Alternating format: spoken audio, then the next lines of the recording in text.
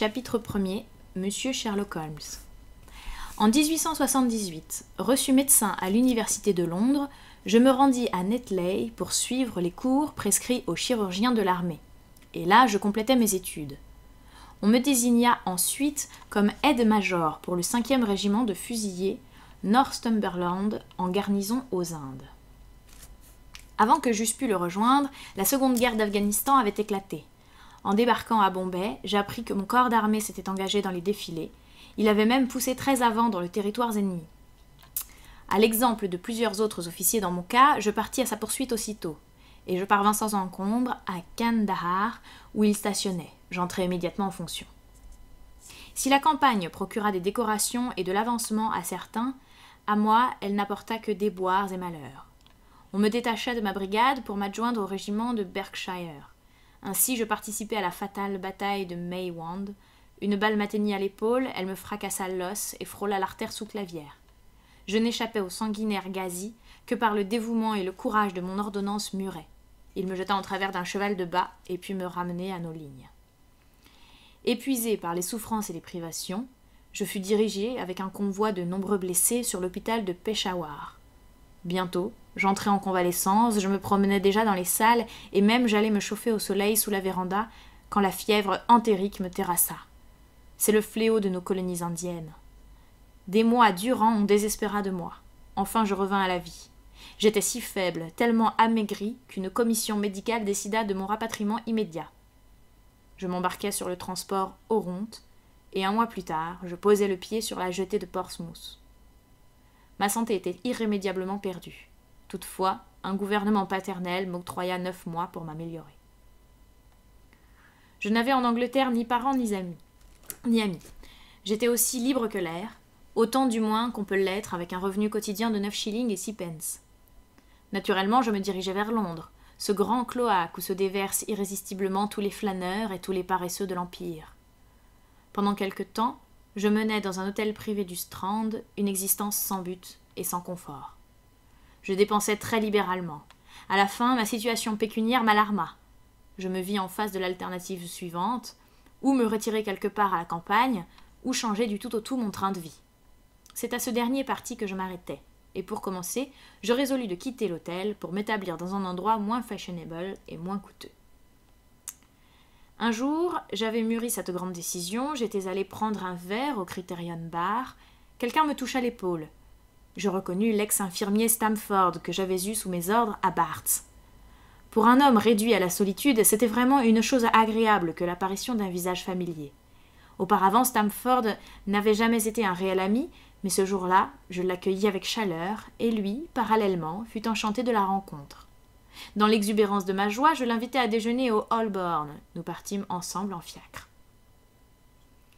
« À quoi avez-vous donc passé le temps, Watson » me demanda-t-il, sans dissimuler son étonnement, tandis que nous roulions avec un bruit de ferraille à travers les rues encombrées de Londres. « Vous êtes aussi mince qu'une latte et aussi brun qu'une noix. » Je lui racontai brièvement mes aventures. « Pauvre diable, dit-il avec compassion, après avoir écouté mon récit. Qu'est-ce que vous proposez de faire maintenant ? Chercher un appartement, répondis-je. Peut-on se loger confortablement à bon marché ? Voilà qui est étrange, dit mon compagnon. Vous êtes le second aujourd'hui à me poser cette question. Qui était le premier ? Un type qui travaille à l'hôpital, au laboratoire de chimie.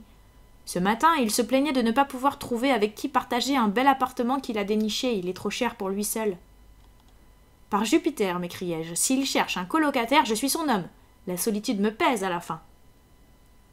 Le jeune Stamford me regarda d'un air assez bizarre par-dessus son verre de vin.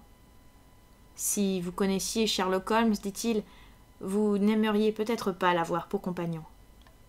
Pourquoi ? Avez-vous quelque chose à dire contre lui ? Oh non !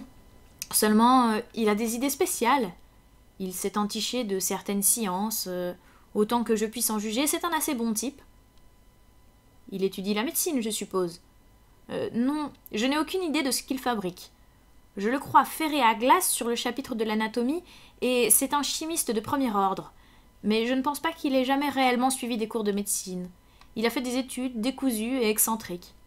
En revanche, il a amassé un tas de connaissances rares qui étonneraient les professeurs. Qu'est-ce qui l'amène au laboratoire ? Vous ne lui avez jamais posé la question ? Non, il n'est pas facile de lui arracher une confidence, quoiqu'à ses heures, il soit assez expansif. J'aimerais faire sa connaissance, dis-je. Tant mieux s'il a des habitudes studieuses et tranquilles, je pourrais partager avec lui l'appartement. Dans mon cas, le bruit et la surexcitation sont contre-indiqués. Et j'en ai eu ma bonne part en Afghanistan. Où pourrais-je trouver votre ami? Il est sûrement au laboratoire, répondit mon compagnon. Tantôt il fuit ce lieu pendant des semaines, tantôt il y travaille du matin au soir. Si vous voulez, nous irons le voir après déjeuner. Volontiers, répondis-je. La conversation roula ensuite sur d'autres sujets. Du Holborn, nous nous rendîmes à l'hôpital. Chemin faisant, Stamford me fournit encore quelques renseignements. Si vous ne vous accordez pas avec lui, il ne faudra pas m'en vouloir, dit-il. Tout ce que je sais à son sujet, c'est ce que des rencontres fortuites au laboratoire ont pu m'en apprendre. Mais puisque vous m'avez proposé l'arrangement, vous n'aurez pas à me tenir responsable. Si nous ne nous convenons pas, nous nous séparerons, voilà tout. Pour vouloir dégager comme ça votre responsabilité, Stamford, ajoutai-je en le regardant fixement, vous devez avoir une raison. Laquelle? L'humeur du type est-elle si terrible? Parlez franchement. Il n'est pas facile d'exprimer l'inexprimable, répondit-il en riant. Holmes est un peu trop scientifique pour moi. Cela frise l'insensibilité. Il administrerait à un ami une petite pincée de l'alcaloïde le plus récent, non pas bien entendu par malveillance, mais simplement par esprit scientifique pour connaître exactement les effets du poison. Soyons justes, il en absorberait lui-même, toujours dans l'intérêt de la science. Voilà voilà sa marotte, une science exacte et précise. Il y en a de pires, non? Oui, mais la sienne lui fait parfois pousser les choses un peu loin. Quand, par exemple, il bat dans les salles de dissection les cadavres à coups de canne, vous avouerez qu'elle se manifeste d'une manière pour le moins bizarre. Il bat les cadavres? Oui, pour vérifier si on peut leur faire des bleus. Je l'ai vu de mes yeux. Et vous dites après cela qu'il n'étudie pas la médecine. Dieu sait quel est l'objet de ses recherches. Nous voici arrivés. Jugez l'homme par vous-même. Comme il parlait, nous enfilâmes un passage étroit et nous pénétrâmes par une petite porte latérale dans une aile du grand hôpital. Là, j'étais sur mon terrain. Pas besoin de guide pour monter le morne escalier de pierre et franchir le long corridor offrant sa perspective de murs blanchis à la chaux et de portes peintes en marron foncé. À l'extrémité du corridor, un couloir bas et voûté conduisait au laboratoire de chimie. C'était une pièce haute de plafond, encombrée d'innombrables bouteilles. Çà et là se dressaient des tables, larges et peu élevées, toutes hérissées de cornues, d'éprouvettes et de petites lampes bunsen à flammes bleues vacillantes. La seule personne qui s'y trouvait, courbée sur une table éloignée, paraissait absorbée par son travail. En entendant le bruit de nos pas, l'homme jeta un regard autour de lui. Il se releva d'un bond, en poussant une exclamation de joie. « Je l'ai trouvé, je l'ai trouvé !» cria-t-il à mon compagnon en accourant une éprouvette à la main. « J'ai trouvé un réactif qui ne peut être précipité que par l'hémoglobine !» Sa physionomie n'aurait pas exprimé de plus de ravissement s'il avait découvert une mine d'or. « Dr. Watson, Monsieur Sherlock Holmes, » dit Stamford en nous présentant l'un à l'autre. « Comment allez-vous » dit-il cordialement. Il me serra la main avec une vigueur dont je ne l'aurais pas cru capable. « Oh, vous avez été en Afghanistan, à ce que je vois. »« Comment diable le savez-vous » demandai-je avec étonnement. « Ah, ça !» Il rit en lui-même. « La question du jour, reprit-il, c'est l'hémoglobine. Vous comprenez sans doute l'importance de ma découverte. » « Au point de vue chimique, oui, répondis-je, mais au point de vue pratique. Mais, cher monsieur, c'est la découverte médico-légale la plus utile qu'on ait faite depuis des années. Ne voyez-vous pas qu'elle nous permettrait de déceler infailliblement des taches de sang? Venez par ici. » Dans son ardeur, il me prit par la manche et m'entraîna vers sa table de travail. « Prenons un peu de sang frais, dit-il. » Il planta dans son doigt un long poinçon et recueillit au moyen d'une pipette le sang de la piqûre. Maintenant, j'ajoute cette petite quantité de sang à 1 litre d'eau. Le mélange qui en résulte a, comme vous le voyez, l'apparence de l'eau pure. La proportion de sang ne doit pas être de plus d'1 millionième. Je ne doute pas, cependant, d'obtenir ma réaction caractéristique. Tout en parlant, il jeta quelques cristaux blancs, puis il versa quelques gouttes d'un liquide incolore. Aussitôt, le composé prit une teinte d'acajou sombre. En même temps, une poussière brunâtre se déposa. « Ah ah !» s'exclama-t-il en battant des mains, heureux comme un enfant avec un nouveau jouet. « Que pensez-vous de ça ?»« Cela me semble une expérience délicate, répondis-je. Magnifique, magnifique! L'ancienne expérience par le Guy Cole était grossière et peu sûre. De même, l'examen au microscope des globules du sang, il ne sert à rien si les taches de sang sont vieilles de quelques heures. Or, que le sang soit vieux ou non, mon procédé s'applique. Si l'on l'avait inventé plus tôt, des centaines d'hommes actuellement en liberté de par le monde auraient depuis longtemps subi le châtiment de leurs crimes. En effet, murmurai-je, toutes les causes criminelles roulent là-dessus. Mettons que l'on soupçonne un homme d'un crime commis il y a plusieurs mois. On examine son linge et ses vêtements, on y décèle des taches brunâtres. Mais voilà, est-ce qu'il s'agit de sang, de boue, de rouille ou de fruits?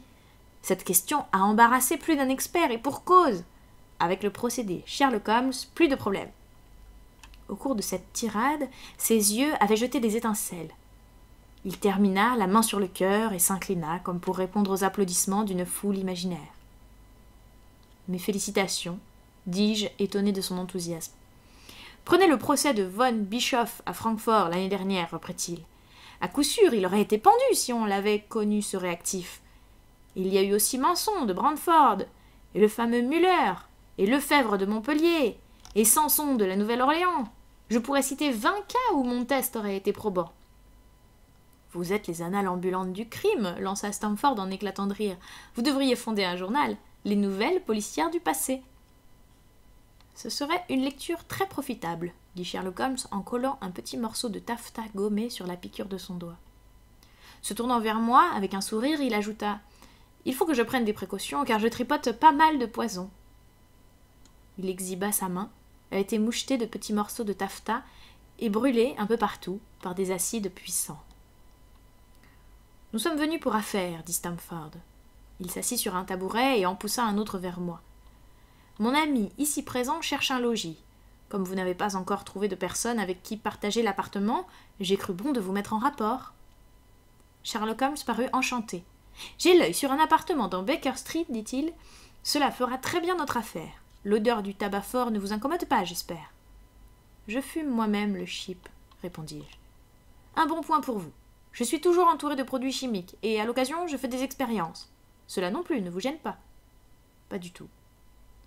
Voyons, quels sont mes autres défauts? Ah oui, de temps à autre, j'ai le cafard. Je reste plusieurs jours de suite sans ouvrir la bouche. Il ne faudra pas croire que je vous boude. Cela passera si vous me laissez tranquille. À votre tour maintenant. Qu'est-ce que vous avez à avouer? Il vaut mieux que deux types qui envisagent de vivre en commun connaissent d'avance le pire l'un de l'autre. L'idée d'être à mon tour sur la sellette m'amusa. J'ai un petit bulldog, dis-je. Je suis anti-bruit parce que mes nerfs sont ébranlés. Je me lève à des heures impossibles et je suis très paresseux. En bonne santé, j'ai bien d'autres vices, mais pour le moment, ceux que je viens d'énumérer sont les principaux. Faites-vous entrer le violon dans la catégorie des bruits fâcheux? Demanda-t-il avec anxiété. Cela dépend de l'exécutant, répondis-je. Un morceau bien exécuté est un régal divin, mais s'il est mal... Allons, ça ira, s'écria-t-il en riant de bon cœur. C'est une affaire faite. Si, bien entendu, l'appartement vous plaît. Quand le visiterons-nous? Venez me prendre demain à midi. Nous irons régler tout ensemble. C'est entendu, dis-je en lui serrant la main. À midi précis. Stamford et moi, nous le laissâmes au milieu de ces produits chimiques et nous marchâmes vers mon hôtel. Je m'arrêtai soudain et, tourné vers lui. À propos, demandai-je, à quoi diable a-t-il vu que je revenais de l'Afghanistan? Mon compagnon eut un sourire énigmatique. Voilà justement sa petite originalité, dit-il.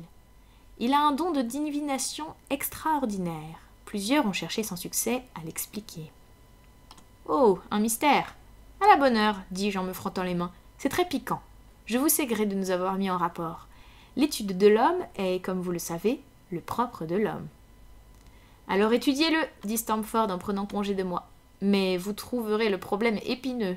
Je parie qu'il en apprendra plus sur vous que vous n'en apprendrez sur lui. Au plaisir, Watson. Au plaisir, répondis-je. J'ai déambulé vers mon hôtel, fort intrigué par ma nouvelle relation. Chapitre 2. La science de la déduction. Nous nous sommes retrouvés le lendemain, comme il avait été convenu, et nous avons inspecté l'appartement au 221 Baker Street, dont il avait parlé lors de notre rencontre. Le logis se composait de 2 confortables chambres à coucher et d'un seul studio, grand, bien aéré, gaiement meublé et éclairé par 2 larges fenêtres. L'appartement nous parut si agréable et le prix à 2 nous sembla si modéré que le marché fut conclu sur-le-champ et que nous en prîmes possession immédiatement. Le soir même, je déménageai de l'hôtel tout ce que je possédais, et le lendemain matin, Sherlock Holmes me suivait avec plusieurs malles et valises. Un jour ou 2, nous nous sommes occupés à déballer et à arranger nos affaires du mieux possible. Cela fait, nous nous sommes installés tout doucement et nous nous sommes accoutumés à notre nouveau milieu. Holmes n'était certes pas un homme avec qui il était difficile de vivre. Il avait des manières paisibles et des habitudes régulières. Il était rare qu'il fût encore debout après 10 heures du soir, et invariablement il avait déjeuné et était déjà sorti avant que je ne me lève le matin. Parfois il passait toute la journée au laboratoire de chimie, d'autres fois c'était dans les salles de dissection, et de temps en temps en de longues promenades qui semblaient le mener dans les quartiers les plus sordides de la ville. Rien ne pouvait dépasser son énergie quand une crise de travail le prenait, mais à l'occasion, une forme de léthargie s'emparait de lui, et pendant plusieurs jours de suite, il restait couché sur le canapé du studio, prononçant à peine un mot, bougeant à peine un muscle, du matin jusqu'au soir. En ces circonstances, j'ai remarqué dans ses yeux une expression si vide, si rêveuse, que j'aurais pu le soupçonner de s'adonner à l'usage de quelque narcotique, si la sobriété et la rectitude de toute sa vie n'eussent interdit une telle supposition. À mesure que les semaines s'écoulaient, l'intérêt et la curiosité avec lesquels je me demandais quel but il poursuivit devint peu à peu plus grand et plus profond. Sa personne même et son aspect étaient tels qu'il ne pouvait pas ne pas attirer l'attention de l'observateur le plus fortuit. Il mesurait un peu plus d'1,80 m, mais il était si maigre qu'il paraissait bien plus grand. Ses yeux étaient aigus et perçants, excepté pendant ces intervalles de torpeur auxquels j'ai fait allusion, et son mince nez aquilin donnait à toute son expression un air de vivacité et de décision.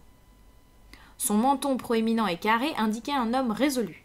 Ses mains étaient constamment tachées d'encre et de produits chimiques, et pourtant il avait une délicatesse extraordinaire du toucher, ainsi que j'avais eu fréquemment l'occasion de le constater en le regardant manipuler ces fragiles instruments. Il se peut que le lecteur me considère comme incorrigiblement indiscret quand j'avoue à quel point cet homme excitait ma curiosité et combien de fois j'ai tenté de percer le silence qu'il observait à l'égard de tout ce qui le concernait. Avant de me juger, pourtant, qu'on se rappelle à quel point ma vie était alors sans objet et combien peu de choses étaient capables de me retenir mon attention. Ma santé m'empêchait de m'aventurer au dehors, à moins que le temps ne fût exceptionnellement beau.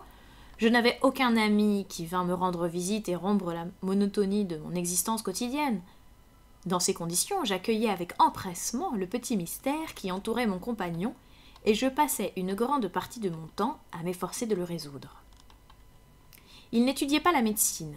Lui-même, en réponse à une question, m'avait confirmé l'opinion de Stamford à ce sujet.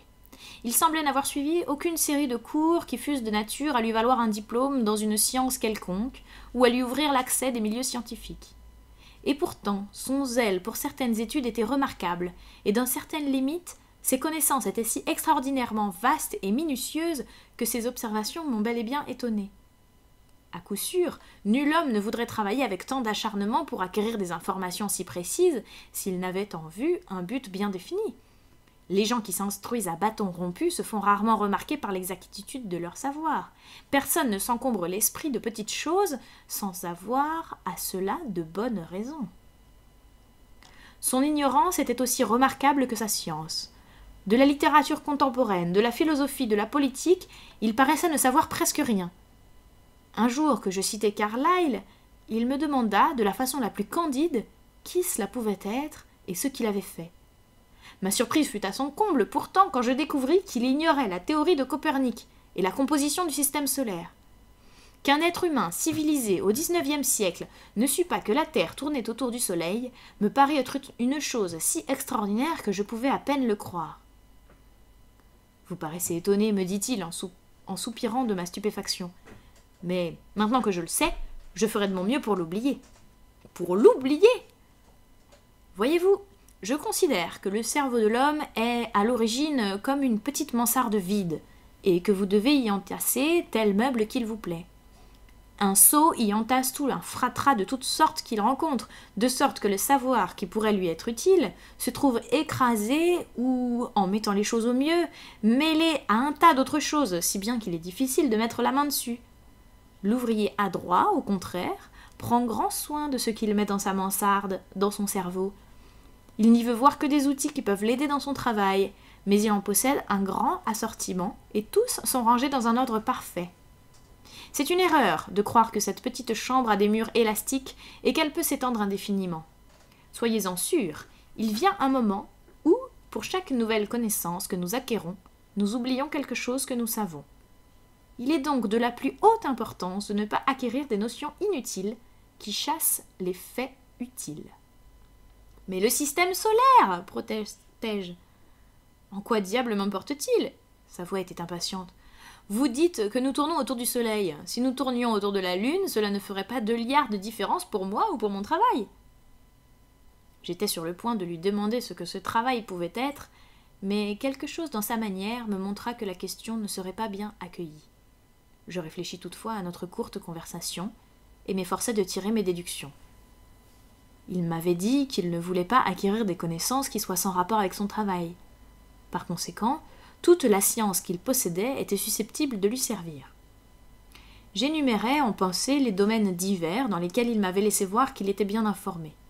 Je pris même un crayon et les notai sur le papier. Quand j'eus terminé mon bilan, je ne pus m'empêcher d'en sourire. Le voici. Sherlock Holmes, ses limites. 1. Connaissance en littérature, néant. 2. Connaissance en philosophie, néant. 3. Connaissance en astronomie, néant. 4. Connaissance en politique, faible. 5. Connaissance en botanique, médiocre. Connaît bien la belladone, l'opium et les poisons en général. Ignore tout du jardinage. 6. Connaissance en géologie. Pratique, mais limitée. Dit au premier coup d'œil les différentes espèces de sol. Après certaines promenades, a montré des taches sur son pantalon et m'en a dit, à raison de leur couleur et de leur consistance, de quelle partie de Londres elles provenaient. 7. Connaissance en chimie. Très fort. 8. Connaissance en anatomie. Précis, mais sans système. 9. Connaissance en littérature passionnelle. Immense. Il semble connaître tous les détails de toutes les horreurs commises pendant ce siècle. 10. Joue bien du violon. 11. Est un maître à la canne, à la boxe et à l'épée. 12. Bonne connaissance pratique de la loi anglaise. Quand j'en fus arrivé là de ma liste, de désespoir je la jetai au feu. Si je ne puis trouver ce que cet homme a en vue en faisant aller de front toutes ses qualités, et si je suis incapable de découvrir une profession qui les requiert toutes, me dis-je, autant y renoncer tout de suite. Je vois que j'ai fait allusion plus haut à ses talents de violoniste. Son don, sous ce rapport, était très grand, mais aussi excentrique que tous les autres. Qu'il pût s'attaquer à des partitions difficiles, je le savais, parce que, à ma prière, il m'avait joué quelques Lieder de Mendelssohn et de mes autres compositeurs favoris. Cependant, il ne se contentait que rarement de jouer des morceaux connus. Le soir, renversé dans son fauteuil, il fermait les yeux et, comme pensant à autre chose, grattait son violon. Il l'avait posé sur ses genoux. Parfois les cordes étaient sonores et mélancoliques, parfois fantasques et joyeuses. De toute évidence, elles reflétaient les pensées qui l'occupaient, mais quant à savoir si la musique l'aidait à penser ou si le jeu était simplement le résultat d'un caprice ou d'une fantaisie, c'est plus que je ne saurais dire. J'aurais pu protester contre ces solos exaspérants si cela ne s'était ordinairement terminé par une succession rapide de mes airs favoris, qui constituaient en quelque sorte une légère compensation pour l'épreuve à laquelle ma patience était soumise. Pendant la première semaine, nous n'eûmes pas de visiteurs. Je commençais à croire que mon compagnon avait aussi peu d'amis que moi-même. Bientôt toutefois, je m'aperçus qu'il avait beaucoup de connaissances, et cela dans les classes les plus diverses de la société. Ce fut d'abord un petit bonhomme blême, à la figure de rat et aux yeux sombres, qui me fut présenté comme monsieur Lestrade, et qui vint 3 ou 4 fois dans la même semaine. Un matin, ce fut une jeune fille qui vint. Habillée à la dernière mode, elle s'attarda 1 heure, si ce n'est plus. L'après-midi du même jour amena un visiteur, assez pauvrement vêtu. Il était grisonnant et ressemblait à un colporteur juif. Il me parut fort excité, et fut suivi de très près par une femme déjà avancée en âge et tout à fait négligée. En une autre occasion, un monsieur à cheveux blancs eut avec lui une entrevue. Un autre jour vint un porteur de gare dans son uniforme de velours. Quand l'un de ces indéfinissables visiteurs se présentait, Holmes me priait de le laisser disposer du studio, et je me retirais dans ma chambre. Il ne manquait jamais de s'excuser de me déranger ainsi. « Il faut, disait-il, que cette pièce me serve de cabinet d'affaires.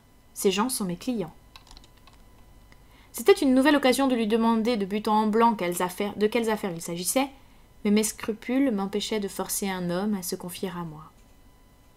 Je m'imaginais alors qu'il avait de graves raisons de ne pas y faire allusion. Toutefois, il dissipa bientôt cette idée en abordant lui-même le sujet. C'était, j'ai de bonnes raisons de m'en souvenir, le 4 mars. Ce jour-là, je m'étais levé un peu plus tôt que d'habitude et j'avais constaté que Sherlock Holmes n'avait pas encore achevé son petit déjeuner. Notre hôtesse était tellement habituée à mes heures tardives qu'elle n'avait pas mis mon couvert ou préparé le café. Avec une vivacité irréfléchie, j'agitai la sonnette et, assez sèchement, lui déclarai que j'étais prêt. Là-dessus, je pris sur la table une revue et essayai de lire pour passer le temps, pendant que mon compagnon mangeait en silence ses rôtis. Le titre d'un des articles de la revue avait été marqué d'un coup de crayon. Naturellement, je me mis à le parcourir.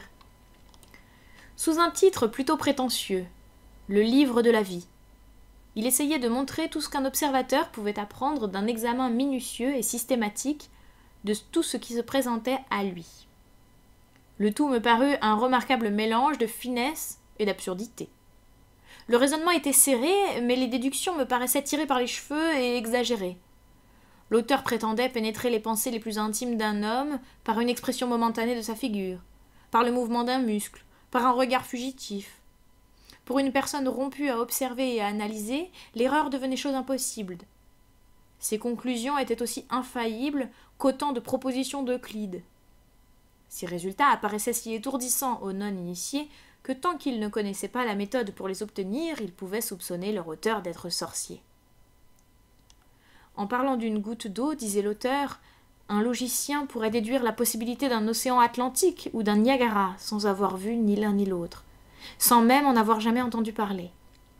Ainsi, toute la vie est une vaste chaîne dont la nature nous devient connue chaque fois qu'on nous en montre un seul anneau. Lorsque tous les autres arts, la science de la déduction, l'analyse est un art que l'on ne peut acquérir que par une longue et patiente étude, et la vie n'est pas assez longue pour nous permettre à un homme, quel qu'il soit, d'atteindre la plus haute perfection possible en cet art. Avant de s'appliquer aux aspects moraux et mentaux de ce sujet, qui sont eux qui présentent le plus de difficultés, le chercheur fera bien de commencer par résoudre des problèmes plus élémentaires. Quand il rencontre un homme, qu'il apprenne, rien qu'en le regardant, à connaître l'histoire de cet homme, la profession, son métier. Tout puéril que cet exercice puisse paraître, il aiguise les facultés d'observation, et nous apprend où l'on doit regarder et ce que l'on doit chercher. Les ongles d'un homme, les manches de son vêtement, les genoux de son pantalon, les callosités de son index et de son pouce, les manchettes, son assitude, toutes ces choses révèlent nettement le métier d'un individu. Il est presque inconcevable que si tous ces éléments sont réunis, ils ne suffisent pas pour éclairer le chercheur expérimenté. « Quel impossible fratras !» criai-je en rejetant la revue sur la table. « Je n'ai de ma vie lu de telles sornettes. »« Qu'est-ce que c'est » dit Sherlock Holmes. « Eh bien, cet article, je vois que vous l'avez lu, puisque vous l'avez marqué. Je ne nie point qu'il soit bien écrit, mais il m'irrite tout de même. Il est évident que c'est là une théorie bâtie par un oisif qui, dans son fauteuil, de son cabinet de travail, déroule gentiment tous ces petits paradoxes. J'aimerais le coincer dans un wagon de seconde classe du métro pour lui demander de dire les métiers de tous les voyageurs. J'engagerais avec lui un pari à 1000 contre 1. Vous perdriez votre argent. Quant à l'article, sans moi l'auteur. Vous ? Oui. L'observation et la déduction, j'ai un faible pour ces deux choses-là. Les théories que j'ai formulées là, et qui vous semblent si chimériques, sont en réalité extrêmement pratiques. Si pratiques que j'en dépends pour mon pain et mon sel. En quoi ? dis-je involontairement. Eh bien, j'ai un métier qui m'est propre. Je suppose que si je suis son seul adepte au monde. Je suis détective, consultant, si vous voulez comprendre ce que c'est. Ici, à Londres, nous avons des quantités de détectives officiels et des quantités de détectives privés. Quand ces gens-là se trouvent en défaut, ils viennent à moi et je m'arrange pour les remettre sur la bonne piste. Ils m'exposent les faits, les témoignages, et je peux, en général, grâce à ma connaissance de l'histoire criminelle, leur indiquer la bonne voie. Il y a une forte ressemblance de famille entre tous les méfaits, et si on possède sur le bout des doigts les détails d'un millier de crimes, il est bien extraordinaire que l'on ne puisse débrouiller le 1001e. Lestrade est un détective bien connu. Dernièrement, il s'est fourvoyé à propos d'une histoire de faux, et c'est ce qui l'a amené ici. Et les autres? Ils me viennent pour la plupart d'agences de recherche privées. Ce sont des gens qui se trouvent dans l'embarras pour une chose ou une autre et qui ont besoin d'être renseignés, d'y voir plus clair. J'écoute leur histoire, ils écoutent mes conseils et j'empoche les honoraires. Mais vous ne prétendez pas que, sans quitter votre chambre, vous pouvez résoudre ces difficultés.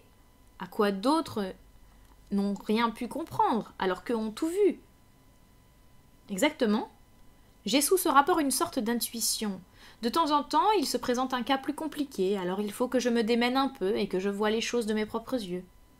Vous comprenez, j'ai énormément de connaissances spéciales que j'applique aux problèmes et qui me facilitent étonnamment les choses. Les règles de déduction exposées dans l'article, qui vient de provoquer votre mépris, me sont d'une valeur inestimable dans la pratique. L'observation chez moi est une seconde nature. Vous avez paru surpris quand, à notre première rencontre, je vous ai dit que vous reveniez de l'Afghanistan. On vous l'avait dit, sans doute. Pas du tout.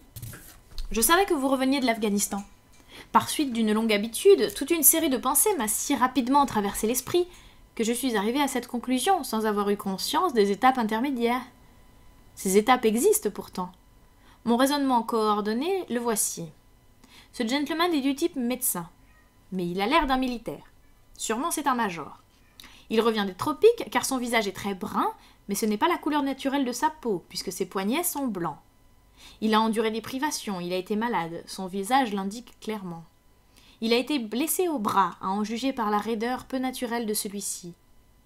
Dans quelle partie des tropiques un major de l'armée anglaise peut-il avoir subi tant de privations et avoir été blessé au bras? Évidemment en Afghanistan. Tout cet enchaînement de pensées n'a pris qu'une seconde et je vous ai fait part de cette remarque que vous veniez de l'Afghanistan, dont vous avez été étonné. Expliquer ainsi, c'est assez simple, dis-je en souriant. Vous me rappelez le Dupin de Pau. Je ne supposais pas qu'un type de ce genre existait en dehors des romans. Sherlock Holmes se leva et alluma sa pipe. Sans doute croyez-vous me faire un compliment en me comparant à Dupin. Or, à mon avis, Dupin était un être très inférieur. Sa façon qu'il avait de deviner les pensées de ses amis après un quart d'heure de silence était très prétentieuse et superficielle. Il avait sans doute un certain génie de l'analyse, mais il n'était nullement un phénomène, comme Poe semblait se l'imaginer. Avez-vous lu les ouvrages de Gaboriau? Lecoq approcherait-il votre idée d'un détective? Sherlock eut un mouvement ironique. Lecoq, dit-il d'un ton irrité, Lecoq était un gaffeur. Il n'avait qu'une chose en sa faveur, son énergie. Ce livre m'a positivement rendu malade. Il s'agissait d'identifier un prisonnier inconnu. Je l'aurais fait, moi, en 24 heures. Lecoq y a mis un mois, ou presque. Cet ouvrage pourrait constituer à l'usage des détectives un livre élémentaire destiné à leur apprendre ce qu'il faut éviter. Je ressentais quelque indignation de voir ainsi maltraiter deux personnages que j'avais admirés. Je m'avançai jusqu'à la fenêtre et restai là à regarder la rue affairée en pensant « Ce garçon-là est peut-être très fort, mais il est certainement très fat. » Il n'y a pas de crime, il n'y a pas de criminel de nos jours, dit-il d'un ton de regret. À quoi cela sert-il d'avoir un cerveau dans notre profession? Je sais bien que j'ai en moi ce qu'il faut pour que mon nom devienne célèbre. Il n'y a aucun homme, il n'y en a jamais eu, qui ait apporté une telle somme d'études et de talents naturels à la déduction du crime. Et quel en est le résultat? Il n'y a pas de crime à découvrir, ou tout au plus quelques maladroites crapuleries ayant des motifs si transparents que même un agent de Scotland Yard y voit clair tout de suite. Sa manière prétentieuse continuait de m'ennuyer. Je crus qu'il valait mieux changer de sujet de la conversation. « Je me demande ce que cherche ce type là-bas, demandai-je en désignant un grand individu habillé simplement, qui suivait l'autre côté de la rue en examinant anxieusement les numéros. Il tenait à la main une sorte de grande enveloppe bleue et de toute évidence portait un message. Vous parlez de ce sergent d'infanterie de marine, dit Sherlock Holmes. Prétention et vantardise, pensai-je à part moi. Il sait bien que je ne peux pas vérifier ce qu'il prétend deviner. Cette pensée m'avait à peine passé par la tête que l'homme que nous regardions, apercevant le numéro de notre maison, traversa la rue en courant. Nous entendîmes frapper bruyamment à la porte d'entrée, puis une grosse voix, et enfin des pas lourds qui montaient l'escalier. C'est assez drôle parce que ça frappe à ma porte d'entrée justement maintenant. Je suis désolée. Je reviens tout de suite.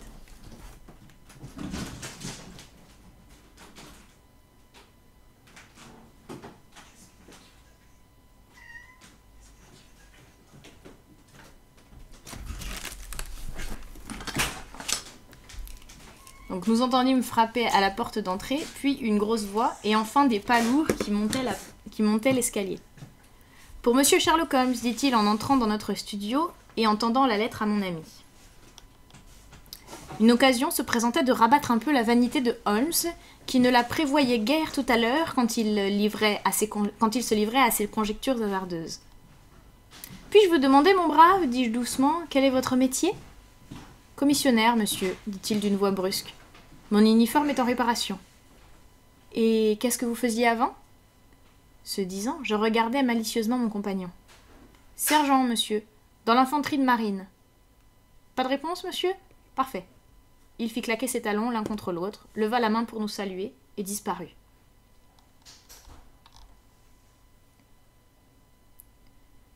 Chapitre 3. Le mystère de Lauriston Gardens. Cette preuve toute fraîche que les théories de mon compagnon étaient applicables m'ébranla. Du même coup, crut mon respect pour sa puissance d'analyse. Toutefois, je me demandais encore si tout cela n'avait pas été préparé pour m'éblouir. Mais quel intérêt aurait eu Sherlock Holmes à m'en imposer de la sorte ? Je le regardais. Il avait fini de lire la lettre et ses yeux avaient pris une expression vague, terne, qui marquait chez lui la préoccupation. « Comment diable avez-vous pu deviner cela ?» demandai-je. « Devinez quoi ?» dit-il sans aménité. « Eh bien, qu'il était sergent de marine en retraite. »« Mais je n'ai pas le temps à perdre en bagatelle, répondit-il avec brusquerie avant d'ajouter dans un sourire. « Excusez ma rudesse. Vous avez rompu le fil de mes pensées. Mais c'est peut-être aussi bien. Ainsi donc, vous ne voyiez pas que cet homme était un sergent de marine ? » ?»« Non, certainement pas. » Décidément, l'explication de ma méthode me coupe plus que son application. Si l'on vous demandait de prouver que 2 et 2 font 4, vous seriez peut-être embarrassé, et cependant vous êtes sûr qu'il en est ainsi. Malgré la largeur de la rue, j'avais pu voir une grosse encre bleue tatouée sur le dos de la main du gaillard. Cela sentait la mer. Il avait la démarche militaire et ses favoris réglementaires. C'était à n'en pas douter un marin. Il avait un certain air de commandement et d'importance. Rappelez-vous son port de tête et le balancement de sa canne. En outre, son visage annonçait un homme d'âge moyen, sérieux, respectable. Tous ces détails m'ont amené à penser qu'il était sergent. « C'est merveilleux !» m'écriai-je. « Peu, l'enfance de l'art !» dit Holmes, mais d'un air qui parut trahir sa satisfaction devant ma surprise et mon admiration manifeste. « Tout à l'heure, j'ai dit qu'il n'y avait plus de criminels. J'avais tort à ce qu'il paraît. Voyez plutôt. » Il me lança la lettre apportée par le commissionnaire. « C'est épouvantable !» m'écriai-je après avoir parcouru quelques lignes. « Voilà qui semble, en effet, sortir de l'ordinaire, dit-il avec sang-froid. Auriez-vous l'obligeance de me la relire à haute voix ? Voici la lettre. Cher monsieur Sherlock Holmes, il y a eu une triste affaire au numéro 3 de Lauriston Garden, qui aboutit à Brixton Road. Vers 2 heures du matin, notre agent de service vit une lumière dans la maison. Ce fait éveilla ses soupçons, car il s'agit d'une maison inhabitée. Il trouva la porte ouverte, et dans la pièce de devant, qui est sans meubles, il découvrit la dépouille mortelle d'un individu bien mis, ayant dans sa poche les cartes au nom d'Enoch J. Drebber, Cleveland, Ohio, USA. Il n'y a pas eu de vol, et il n'y a pas non plus d'indices qui nous révèlent la façon dont cet homme a trouvé la mort. On a relevé des traces de sang dans la pièce, mais le cadavre ne porte aucune blessure. Nous ne nous expliquons pas sa présence dans cette maison vide. En fait, cette affaire est un casse-tête. Si vous pouviez venir sur les lieux avant midi, vous m'y trouverez. En attendant votre réponse, j'ai laissé tout comme c'était. Si vous ne pouvez pas venir, je vous communiquerai de plus amples détails. vous m'obligeriez beaucoup en me réservant la faveur de me dire votre opinion. Agréez, cher monsieur, etc., etc. Tobias Gregson. Gregson est le meilleur limier de Scotland Yard, dit mon ami. Lui et Lestrade sont le dessus du panier, ce qui ne veut pas dire qu'ils valent grand-chose. Rapides et énergiques, ils sont en revanche routiniers de façon scandaleuse. Par-dessus le marché, ils travaillent à couteau tiré, jaloux l'un de l'autre comme des vedettes. L'affaire ne manquera pas de piquant si on les lance tous les deux sur la piste. Sa tranquillité me renversait. Je m'écriai. « Vous n'avez pas un moment à perdre? Faut-il aller vous chercher un fiacre ?» Je ne sais pas encore si j'irai là-bas. Il n'y a pas plus paresseux que moi, du moins quand la flemme me prend. D'autres fois, je suis assez allant. Mais c'est la chance de votre vie, Holmes. Bah, en supposant que je tire la chose au clair, vous pouvez être sûr que Gregson, Lestrade et consorts s'en attribueront tout le mérite. C'est l'inconvénient de ne pas être un personnage officiel. Gregson mendie votre aide. En effet, il reconnaît que je lui suis supérieur. Il me l'avoue bien dans le tête-à-tête. Mais il s'arracherait la langue plutôt que d'en convenir en présence d'un tiers. Allons quand même le voir. Je ferai ma petite enquête personnelle. Si je ne m'y trouve pas mon compte, du moins je m'amuserai aux dépens de mes collègues. En route. Chez lui succéda soudain à sa flemme un accès d'activité. Il sauta sur son pardessus, puis « Prenez votre chapeau, dit-il. Vous voulez bien de moi ? Oui, si vous n'avez rien de mieux à faire. L'instant d'après, nous roulions ensemble à une allure vertigineuse vers Brixton Road. La matinée était brumeuse, nuageuse. Le voile brun foncé qui enveloppait le toit des maisons semblait le reflet des rues, pleines de boue. Mon compagnon était en verve. Il discourait sur les violons de Crémone, sur les mérites relatifs du Stradivarius et de l'Amati. Quant à moi, je restais silencieux, déprimé par le temps maussade comme par la lugubre affaire où nous nous engagions. À la fin, j'interrompis Holmes au beau milieu de sa dissertation. « Vous ne semblez pas beaucoup penser à l'affaire. »« Faute de données, répondit-il, chercher l'explication avant de connaître tous les faits est une erreur capitale. Le jugement s'en trouve faussé. »« Vous aurez bientôt vos données, dis-je, car nous arrivons à Brixton Road. Voici ma maison. Voici la maison, si je ne me trompe. » En effet, conducteur, arrêtez-nous. Nous en avions encore pour une centaine de mètres, mais il insista pour descendre tout de suite. Nous fîmes à pied le reste du chemin. Le numéro 3 de Lauriston Garden offrait un aspect sinistre et menaçant. C'était une des 4 maisons qui se dressaient en retrait, à quelque distance de la rue. 2 d'entre elles étaient habitées, les 2 autres étaient vides. La dernière avait 3 rangées de fenêtres sans rideaux, mélancoliques, nues et désolées. Ici et là, sur les vitres sales, s'étalait un écriteau « À louer ». Un petit jardin, parsemé de touffes de plantes malingres, séparait chaque maison de la rue. Il était traversé par une allée étroite, de couleur jaunâtre, mélange d'argile et de gravier. La pluie tombée pendant la nuit avait tout détrempé. Le jardin était bordé par un mur de briques, haut d'1 mètre et muni d'une balustrade en bois. À ce mur était adossé un robuste agent de police, entouré d'un petit groupe de badauds qui allongeaient le cou et écarquillaient les yeux dans le vain espoir de surprendre quelque chose de l'enquête menée à l'intérieur. Je m'étais imaginé que Sherlock Holmes s'engouffrerait dans la maison pour se plonger aussitôt en plein mystère. Au contraire, il prit un air insouciant qui, en la circonstance, frisait l'affectation. Nonchalamment, il arpenta le trottoir, effleurant du regard le sol, le ciel, les maisons d'en face, la balustrade. Puis il descendit l'allée, ou plutôt la bordure d'herbe qui longeait l'allée, les yeux rivés au gazon. Il s'arrêta à 2 reprises. Une fois, je l'entendis pousser un cri de joie. Le sol humide et argileux avait conservé les empreintes de plusieurs pas, mais comme les policiers, dans leurs allées et venues, avaient foulé tant et plus, je ne pouvais m'expliquer que mon compagnon pût encore espérer quelque révélation. Toutefois, je savais que là, où moi je n'apercevais rien, lui distinguait une foule de choses. Il m'avait déjà donné une preuve extraordinaire de l'acuité de son regard. À la porte d'entrée, un homme de haute taille nous accueillit.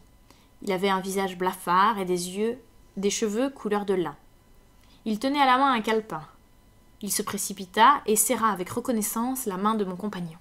« C'est vraiment chic à vous d'être venu, dit-il. J'ai laissé tout intact. »« À part le jardin, » répondit mon ami en désignant l'allée. « Un troupeau de bisons n'aurait pas fait plus de dégâts. J'espère que vous avez pris la précaution d'examiner le terrain avant d'autoriser vos hommes à le piétiner. »« C'est que j'ai eu beaucoup de choses à faire là-dedans, » répondit évasivement le détective. Mon collègue, monsieur Lestrade, est sur les lieux. J'avais pensé qu'il s'en chargerait. Holmes me jeta un coup d'œil, puis, relevant les sourcils, « Quand deux hommes tels que vous et Lestrade sont sur le même terrain, dit-il ironiquement, que reste-t-il à faire à un troisième ?» Gregson se frotta les mains, content de lui-même. « J'estime que nous avons fait tout ce qui était en notre pouvoir, répondit-il. Mais c'est un cas étrange et je connais votre goût pour ce genre d'affaires. » Vous n'êtes pas venus en fiacre demanda Sherlock Holmes. Non. Et Lestrade? Non plus? Alors allons voir la chambre. Sur cette conclusion inattendue, il pénétra à grands pas dans la maison, suivi de Gregson, étonné. Un petit corridor au plancher nu et poussiéreux conduisait à la cuisine et à l'office. À gauche et à droite, il y avait deux portes. L'une était apparemment fermée depuis plusieurs semaines. L'autre donnait sur la salle à manger, la pièce même où s'était accompli le crime. Holmes y pénétra et je le suivis, non sans appréhension. C'était une grande chambre carrée que l'absence de tout meuble agrandissait encore. Un papier vulgaire tendait les murs, souillés de taches d'humidité. Par places, il pendait en longues déchirures qui laissaient à découvert le plâtre jaune. En face de la porte était une cheminée prétentieuse. À un bout de la table, en faux marbre blanc, on avait planté une bougie rouge. L'unique fenêtre, très sale, filtrait une lueur trouble et incertaine qui faisait apparaître gris foncé toute chose, du reste ensevelie sous une épaisse couche de poussière. Ces détails, je les observai un peu plus tard. Mon attention fut d'abord captée par la forme humaine sinistrement immobile qui gisait sur le parquet. Grand ouvert, les yeux vides regardaient avec fixité le plafond d'étain. C'était le cadavre d'un homme d'environ 43-44 ans, de taille moyenne, large d'épaules avec des cheveux noirs et crépus et une barbe de 3 jours. Il portait un habit et un gilet de drap épais et un pantalon clair. Son col et ses manchettes étaient d'une blancheur immaculée. Son chapeau haute forme, bien brossé et lustré, était posé sur le parquet à côté de lui. Ses mains étaient crispées et ses bras étendus, tandis que ses membres inférieurs étaient entrecroisés. L'agonie avait dû être douloureuse. Son visage rigide conservait une expression d'horreur. Je crus y lire de la haine aussi. Une grimace méchante, un front bas, un nez épaté, une mâchoire avancée donnaient à la victime une apparence simiesque. Sa posture insolite, recroquevillée, accusait encore davantage cette ressemblance. Il m'a été donné de voir la mort sous bien des aspects, mais elle ne m'est jamais apparue plus effroyable que dans cette maison macabre qui donnait sur l'une des artères principales de la banlieue de Londres. Lestrade, mince de taille, la mine chafouine, se tenait près de la porte. Il nous salua. « Cette affaire fera sensation, dit-il. Elle passe tout ce que j'ai vu, et pourtant je ne suis plus un nouveau-né. » Toujours pas d'indice, s'enquit Gregson. « Toujours pas, répondit Lestrade en écho. Sherlock Holmes s'approcha du corps. Il s'agenouilla et l'examina attentivement. « Vous êtes sûr qu'il n'a pas été blessé ?» demanda-t-il en montrant du doigt alentour des caillots et des éclaboussures de sang. « Absolument !» s'exclamèrent ensemble les deux détectives. « Il faut donc que ce sang appartienne à un autre individu, au meurtrier, si meurtre il y a. Cela me rappelle les circonstances qui ont accompagné la mort de Van Jansen à Utrecht en 1834. Vous souvenez-vous de cette affaire, Gregson ? » « Non, je ne m'en souviens pas. »« Eh bien, informez-vous, vous ne perdrez pas votre temps. Il n'y a rien de nouveau sous le soleil. Tout ce qui est a déjà été. » Tandis que Sherlock Holmes parlait, ses doigts agiles voltigeaient ici, là, partout. Il palpait, pressait, déboutonnait, fouillait. Entre-temps, ses yeux avaient l'air lointains, que j'avais déjà remarqué. L'examen fut fait avec une minutie qu'on n'aurait pas soupçonnée, tant il avait été rapide. Pour finir, il flaira les lèvres du mort, puis jeta un coup d'œil sur les semelles de ses chaussures vernies. « On ne l'a pas changé de place ?» demanda-t-il. « On l'a remué seulement pour l'examiner. »« Vous pouvez le porter à la morgue, » dit Sherlock Holmes. « Il ne peut plus rien m'apprendre. » Gregson avait à sa disposition une civière et 4 hommes. Ceux-ci arrivèrent à son appel, ils soulevèrent le cadavre et l'emportèrent. Au moment où on l'enlevait, une bague tomba avec un son clair et roula sur le parquet. Lestrade s'en saisit et l'examina, l'air perplexe. « Il y a une femme ici !» s'exclama-t-il. « C'est l'alliance d'une femme !» Pour nous faire voir l'objet, tout en parlant, il l'avait posé sur la paume de sa main. Nous fîmes cercle autour de lui, tous yeux. Ce petit anneau en or avait, à n'en pas douter, orné jadis le doigt d'une mariée. « Ceci complique les choses, dit Gregson. Elles étaient pourtant déjà assez compliquées comme ça. »« N'en sont-elles pas plutôt simplifiées, dit Holmes. Rien ne sert de rester les yeux figés sur cette bague. Qu'est-ce que vous avez trouvé dans les poches de la victime ?»« Tout est là, répondit Gregson, pointant du doigt les objets en tas sur la dernière marche de l'escalier. Une montre en or, numéro 99 163, par Barrow, de Londres, une chaîne giletière en or, très lourde et très solide, une bague en or avec une devise maçonnique, une épingle d'or à tête de bulldog avec des yeux en rubis, un porte-cartes en cuir de Russie contenant des cartes d'Enoch J. Drebber de Cleveland auxquelles correspondent les initiales EJD sur le linge. Pas de bourse, mais de l'argent. 7 livres 13 shillings. Il y a encore une édition de poche du Décaméron portant sur la feuille de garde le nom de Joseph Stangerson. Et enfin 2 lettres. L'une est adressée à E.J. Drebber et l'autre à ce Joseph Stangerson. À quelle adresse? American Exchange, Strand, poste restante. Les 2 lettres proviennent de la compagnie de navigation à vapeur Guyne et il est question du départ de leur bateau de Liverpool. Il est clair que ce malheureux se disposait à repartir pour New York.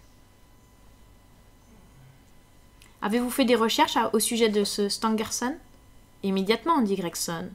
J'ai envoyé des avis à tous les journaux et un de mes hommes est allé à l'American Express. Il n'est pas encore revenu. Avez-vous câblé à Cleveland? Ce matin même. Comment avez-vous rédigé votre demande? Nous avons tout simplement exposé les circonstances et dit que nous accueillerions avec reconnaissance tout renseignement pouvant nous être utile. Vous n'avez pas insisté sur un renseignement capital? Stangerson. J'ai demandé qui il est. C'est tout? N'y a-t-il pas un fait sur lequel repose toute l'affaire? Ne câblerez-vous pas de nouveau? J'ai dit tout ce que j'avais à dire, répondit Gregson, prenant un air offensé. Sherlock Holmes rit sous cape. Il s'apprêtait à faire une observation quand Lestrade, qui était resté dans la chambre tandis que nous causions dans le vestibule, réapparut sur la scène en se frottant les mains avec suffisance. Et c'est tout pour aujourd'hui, les amis. Alors, je vais réactiver